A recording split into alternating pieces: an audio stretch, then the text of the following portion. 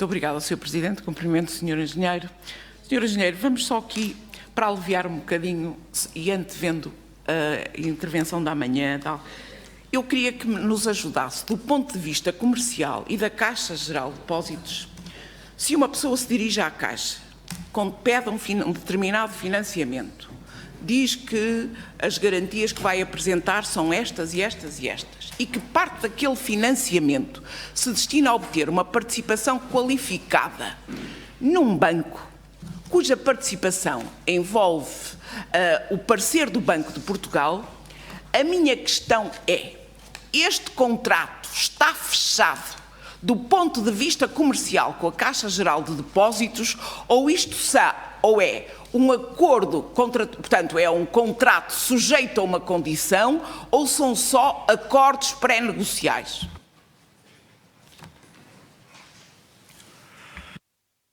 Senhora Deputada, coloca-me numa situação difícil, porque eu não sei se sei responder a isso. Porquê? Em primeiro lugar, não me lembro dos termos contratuais terem alguma condicionante. Peço desculpa, em abstrato. Sou eu que vou ao banco e tenho que consultar o Banco de Portugal. Se eu disser assim, olha, eu vou lá pedir, os senhores emprestam 250 milhões, mas eu ainda estou à espera da resposta do banco. Desculpa. Sou eu que vou ao banco pedir 350 milhões, mas digo assim, olha, isto é para investir e para ir a uma participação do banco, um qualquer. Mas tenho que ir ao Banco de Portugal ver se eles autorizam esta participação qualificada. Do ponto de vista comercial, este negócio está fechado entre o banco e mim e eu? É que o pedido...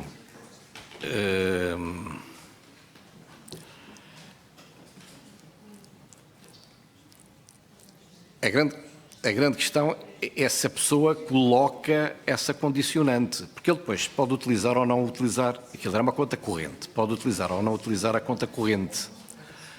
A utilização da conta corrente eventualmente só faz sentido, em primeiro lugar, se foi para o propósito que a pediu e se tiver condições para o fazer. Isso é a primeira parte da resposta. Em segundo lugar, na aprovação da operação, o Banco de Portugal não tem qualquer tipo de envolvimento. O Banco de Portugal... Sim, ok. Do ponto de vista comercial... Sim, sim. Mas se eu disser isto é para isto, e o Banco de Portugal vai ter que dar uma resposta, sim. Eu pergunto, não sendo jurista, se tem a noção que isto é um negócio, é um contrato sujeito a condição. Não, mas quando ele contacta o Banco de Portugal... não é por causa do financiamento, é para ter a certeza que o Banco de Portugal o aceita como acionista com mais ações, qualificado. E, portanto, ele não põe a questão propriamente, não sei se disse sequer, que tinha obtido um financiamento da Caixa Geral de Depósitos para esse efeito.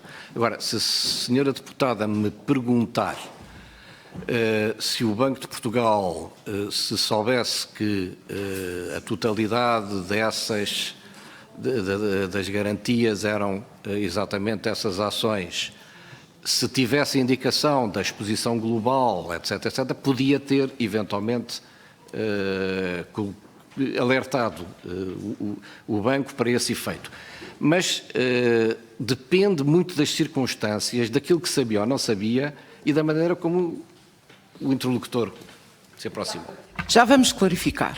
O Banco de Portugal pergunta a José Berardo como é que ele ia fazer o financiamento da aquisição das ações do BCP. E ele responde com 350 milhões emprestados pela Caixa Geral de Depósitos, ainda que sob a forma de conta corrente. O Banco de Portugal, nessa altura, ou tem indícios, indicações de que o tipo de operação, como lhe foi descrita, pode provocar problemas e, nessa altura, penso que poderia alertar as instituições, ou não tem esse tipo de indicações e dá por boa a decisão do banco. Sr. Engenheiro, a mim só me interessa a operação nesta hora do ponto de vista comercial. A operação está concluída com a depois destes trâmites, ainda que a conta corrente não esteja aberta, ou fica sujeita a uma condição face àquilo que diz o Banco de Portugal?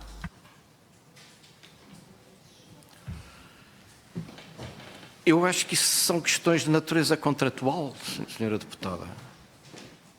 Contratual com a Caixa.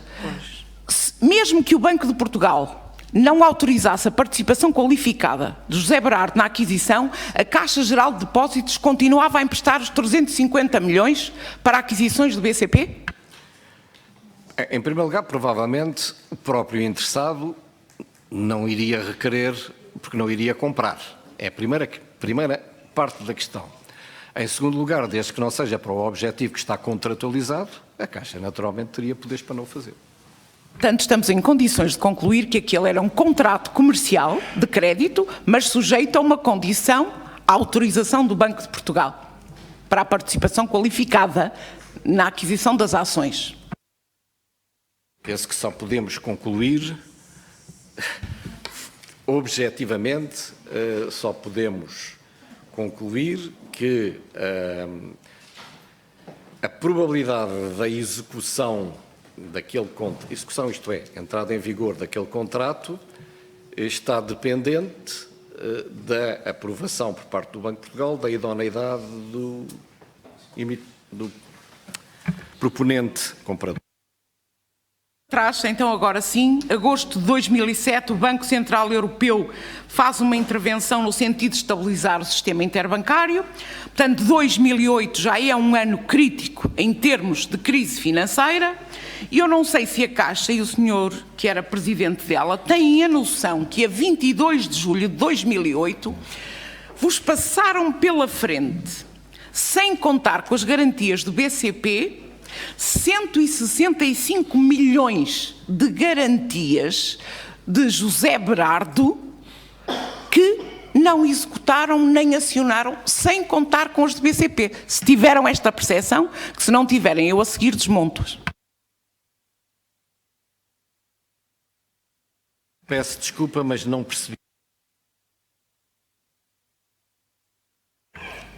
Em julho de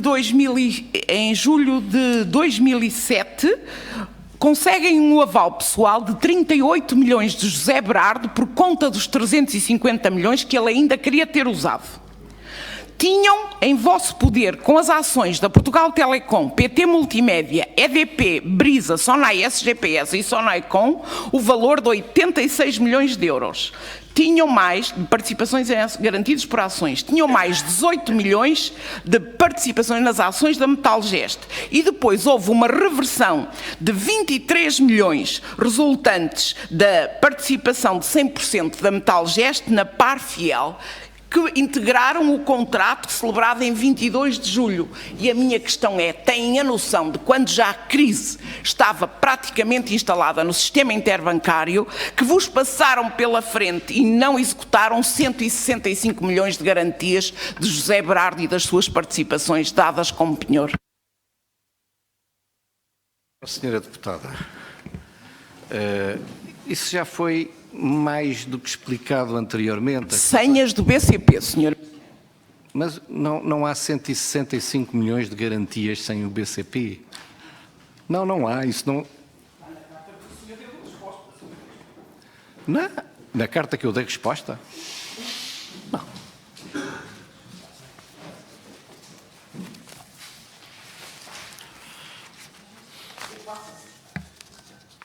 Não. Senhor...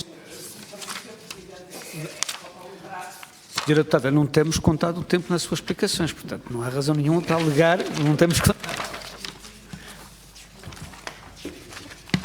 Então... Não, mas pode fazê-lo, eu estou-lhe a dizer que pode fazer, que não temos contado o tempo. Sim. Tem que ligar ao microfone. Já vou, peço... Então, mas se não conta o tempo, não tem... Ok. Para ficar gravado. O reforço de garantias constante da cláusula, portanto, número 15, com a materialização de um reforço de 81,5 milhões de ações. Estas eram do BCP, mas antes destas, tem o aval pessoal constante, na síntese, no último parágrafo da página que o senhor escreveu, 23 milhões com aval pessoal do senhor José Berardo. No contrato de 28 de maio de 2007, que envolvia estas que eu enunciei, 86 milhões. E mais 18 milhões e 200 mil da Metalgest.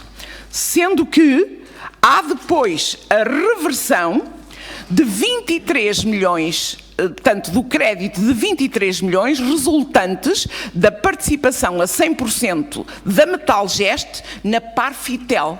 Portanto, isto soma, no contrato que foi subscrito, um montante de 165 milhões de garantias diretas e indiretas por parte do Sr. José Berardo. E eu pergunto-lhe, numa altura em que o momento já era tão crítica a situação, e agora sim podem contar, porque é que não executaram as ações face ao estado do sistema interbancário já?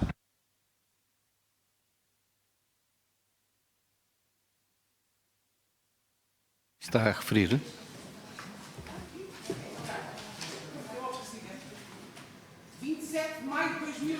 Eu não vejo cá nada disso.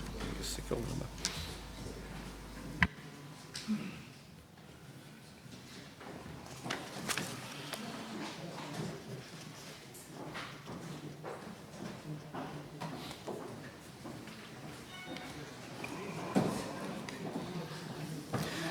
Pois,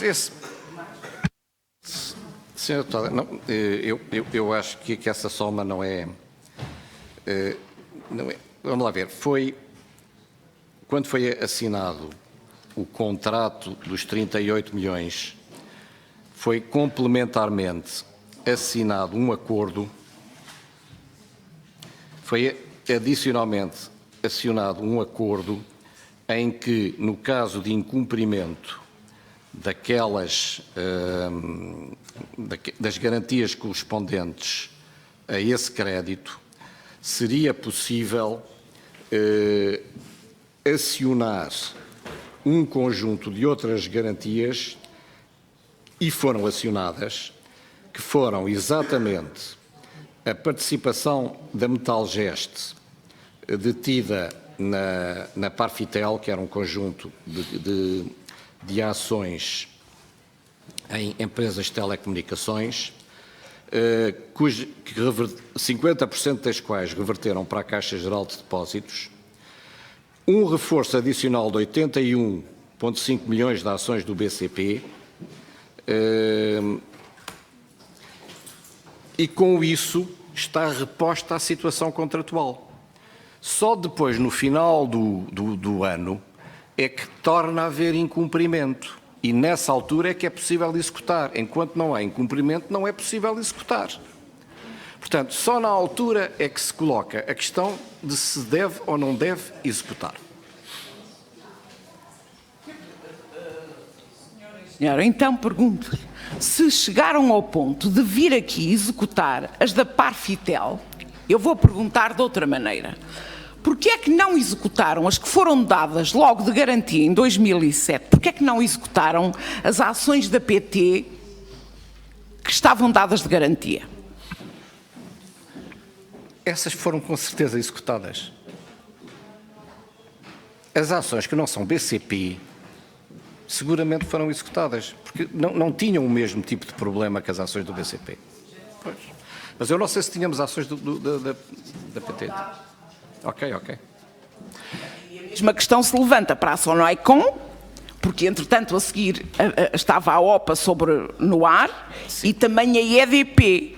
A EDP tinha ao tempo, era o maior acionista de referência do BCP, e por sua vez o BCP era um acionista privilegiado da EDP. E eu pergunto se não há nenhuma evidência que estas ações tenham sido executadas.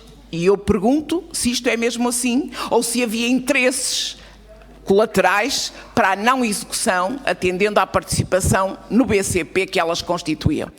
Interesses laterais não haviam seguramente nenhuns, Posso tentar saber se foram executadas e informar, porque eu neste momento de cor não sei.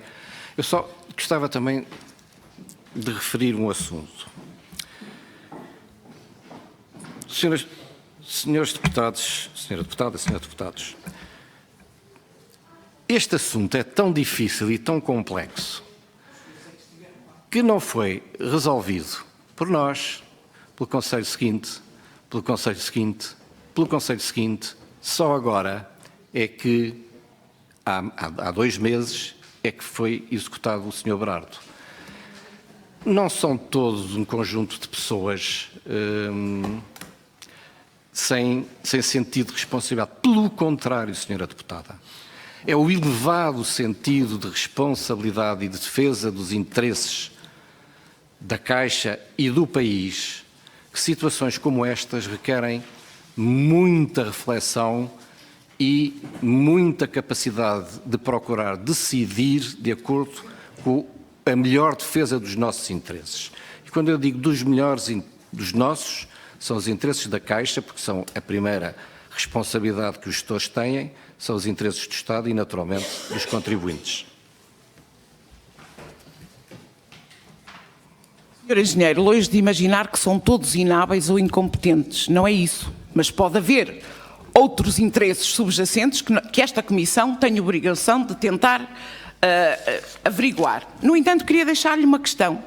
O senhor, quando chega à Caixa, em 2008, como é que o senhor encontra o modo e o processo de concessão de crédito?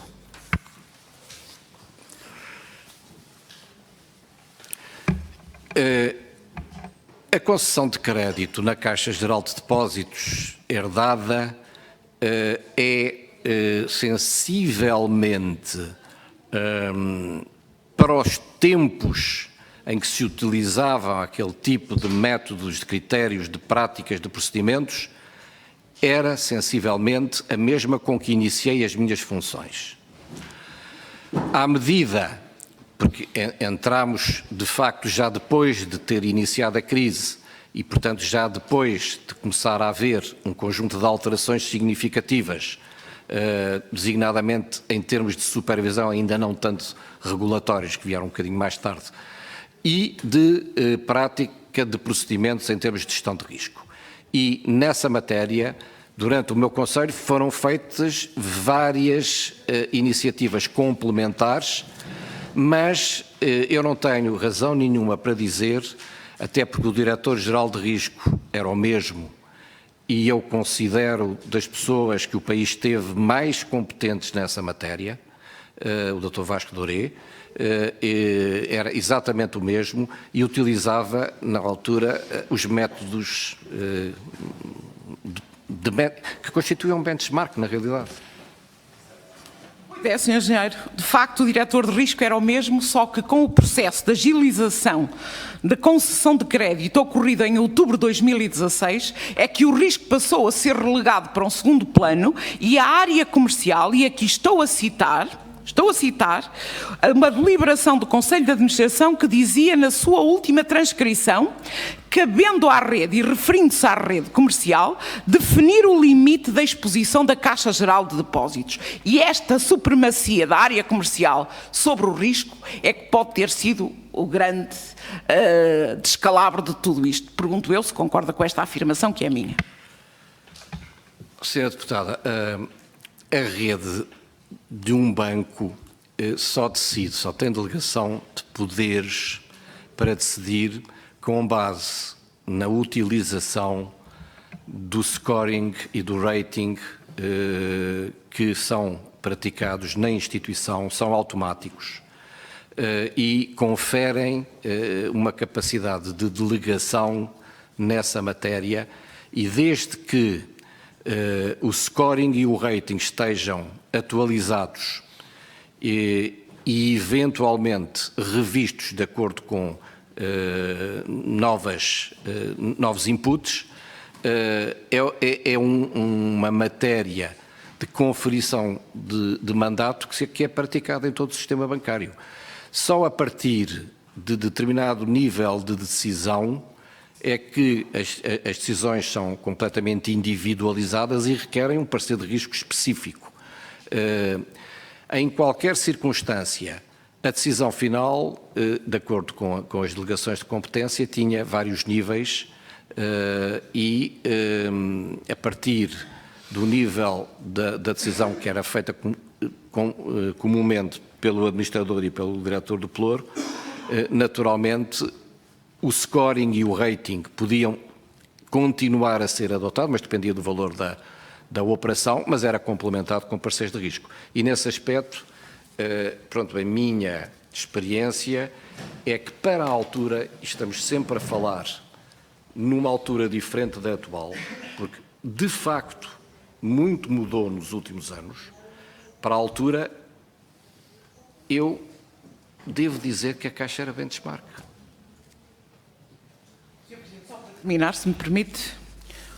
Estou a citar e depois digo de onde. Depois de uma década a acumular desequilíbrios macroeconómicos, bloqueios estruturais com violações, quer de normas regulamentares do setor emitidas pelo Banco de Portugal, quer de autorregulação, facilitando e promovendo o endividamento de empresas não financeiras, o Estado, como acionista, apela a atenção da Caixa Geral para as pequenas e médias empresas e o seu financiamento na economia portuguesa, na salvaguarda de prudentes critérios de avaliação de risco, devendo centrar a sua atuação no financiamento de setores de bens transacionáveis e, por fim, chamando a atenção cada um dos membros do Conselho de Administração e Comissão Executiva, em particular, para assegurar uma atuação orientada por princípios de gestão prudente e rigorosa. Carta de missão do acionista para a Caixa Geral de Depósitos. Senhor Presidente, ex-Presidente,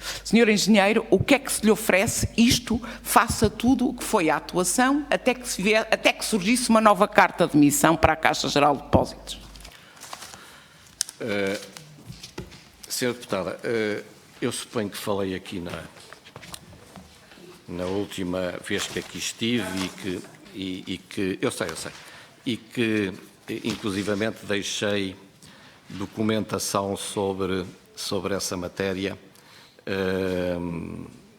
no volume que entreguei. Durante os mandatos que tive, eu tive sempre, sob a forma de carta de missão ou sob a forma de orientações estratégicas ou prioridades estratégicas, tive sempre no início de cada um dos mandatos a preocupação de enviar para a aprovação da tutela do Sr. Ministro, em particular, exatamente quais eram as principais missões e prioridades estratégicas que a Caixa devia seguir. E isso aconteceu logo no início de 2008, onde foram definidas prioridades estratégicas da Caixa Geral de Depósitos, que não têm uma grande diferença em relação àquelas que depois vieram no mandato seguinte, iniciado em 2011, já como Chairman, não tiveram muita diferença em relação à carta de missão que nos foi enviada pelo Governo da altura.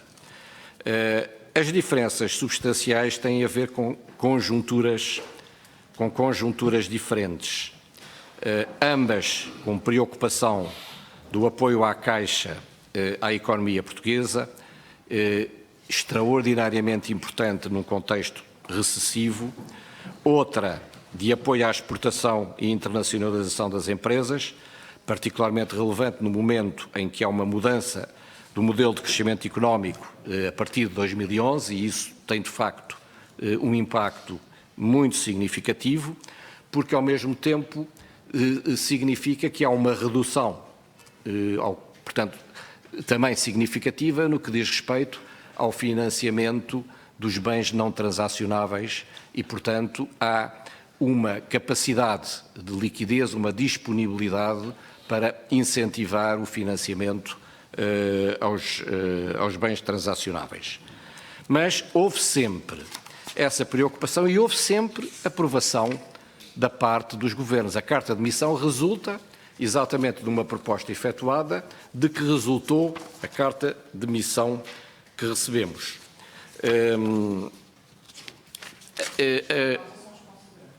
Como?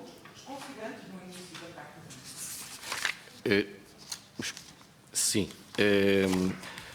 No que diz respeito à diferença de períodos, aquilo que deve sobressair, porque também não é muito falado e algumas vezes até são feitas perguntas no sentido de se a Caixa passou a adotar uma política maior de aversão ao risco a partir de 2008. Convém não esquecer que o acionista, portanto, o Estado português, na linha do que tinham sido as orientações do G20, na linha do que tinham sido não só as orientações, mas as medidas adotadas pelo Conselho Europeu e pela Comissão Europeia, e das medidas adotadas pelo governo português, há manifestamente um apelo a que o sistema bancário apoie a economia no sentido de não intensificar uma recessão e torná-la uma depressão. Isso não significa que, no âmbito de uma política de risco, a Caixa Geral de Depósitos não tivesse que prosseguir uma política sã e prudente na concessão de crédito, mas um bocadinho a contrapé daquilo que eram, na realidade, os estímulos e os incentivos para que se apoiasse mais a economia. E, uma vez mais, seguramente se lembrarão que os apelos a que a banca apoiasse a economia, os apelos frequentes dos mais variados setores de atividade, que a banca não apoiava a economia, etc., eram extremamente constantes. E, apesar disso, conseguiu-se terminar este mandato, creio eu que com excelente resultado em termos de taxas de incumprimento do crédito. Continuaram a ser, num contexto adverso, continuaram a ser razoáveis. Só vieram a disparar quando, de facto, entramos na recessão profunda.